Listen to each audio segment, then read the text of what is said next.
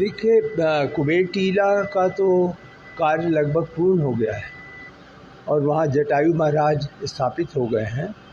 हमारी चुनौती जो है वो यह है कि जो श्रद्धालु मंदिर में दर्शन करने आते हैं वो कुबेर टीला की दिशा में जाएं। अभी जो कार्य है और निर्माण कार्य है वो इस प्रकार से है कि लोग दर्शन के बाद सीधे लौटना चाहते हैं। तो सबसे बड़ी हमारे सामने चुनौती है कि हम इस प्रकार से कार्य कराएं कि लोग बाकी मंदिरों का भी दर्शन करें। जैसे 7 मंदिर सितंबर तक पूर्ण हो जाएंगे, शेषावतार मंदिर पूर्ण हो जाएगा, तो उन निर्माण कार्य वो भी हम कर लेंगे, लेकिन वो है तो श्रद्धालुओं के लिए। तो अगर श्रद्धालु जाएंगे तभी हमारा सफल होगा पूरा कार्यक्रम। तो वह चुनौती है, हम सब देख रहे हैं। उसमें आवश्यकता है कि जो एक तरीके से अंतिम पथ है मंदिरों के लिए जो जुड़ता है वो सही ढंग से बन जाए। एक तो चुनौती यह है। दूसरी चुनौती यह है कि हम ऐसी व्यवस्था करें कि श्रद्धालु जो हैं वह जूता चप्पल पहन के चलें तभी जा पाएंगे।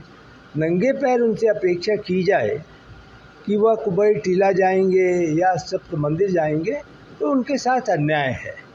तो हम लोग व्यवस्था विचार कर रहे हैं, बहुत गंभीरता से विचार कर रहे हैं कि कौन सी सुविधाएं ऐसी दी जाएं जिससे कि श्रद्धालु यहाँ के सभी निर्माण कार्य में जा सकें और जहाँ जहाँ उनकी आस्था है उन मंदिरों में जा कर के पूजा अर्चना करें।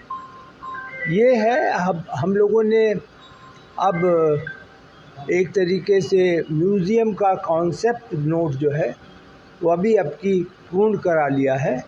उसके अनुसार गैलरीज़ का निर्माण शुरू हो जाएगा तत्काल।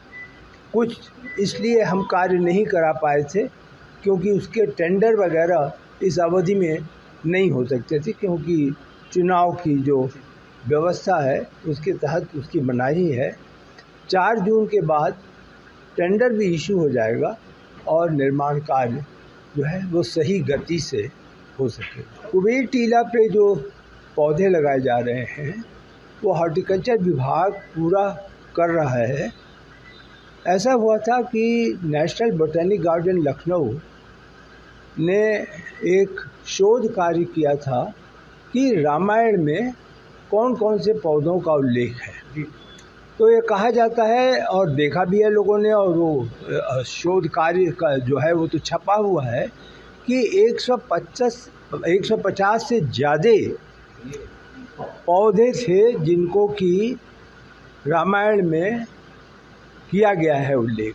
तो उन पौधों में से ही पौधों का चयन करके यहाँ पर इस जो है वो एक तरीके से आप समझें कि या तो पौधा बड़ा या छोटा जो भी होगा उसकी स्थापना होगी।